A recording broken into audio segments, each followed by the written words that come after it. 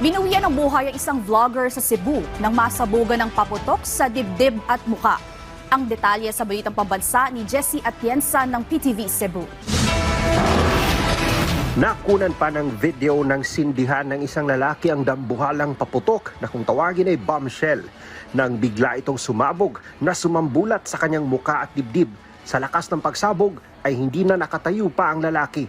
Sinubukan pang dalhin sa ospital ang biktima na si John Cyril Remis, isang vlogger, ngunit idiniklarang dead on arrival sa ospital. Samantala, pagpatak ng alas 12 sa Cebu City, kanya-kanyang pasiklaban ng mga biniling paputok ang mga residente. May sayawan pa sa kanilang komunidad. Ayon sa balikbayang si Imelda, itinodo na nila ang kasiyahan lalo't minsan lang sila makumpleto sa selebrasyon. Kasi New Year. And then minsan lang kami umuwi kasi galing California kami. So minsan lang kami nag-New Year dito.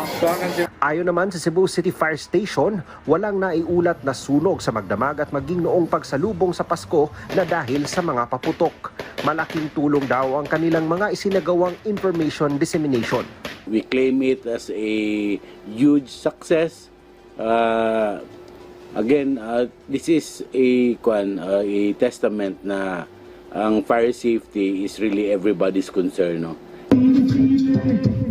Bitbit ang mga karaoke at mga nilutong pagkain. Sa dagat naman nagpalipas ng kanilang unang araw ng taon ang magkamag-anak mula sa barangay Labangon. Kahit simple lang ang handaan, masaya na silang nagtitipon-tipon.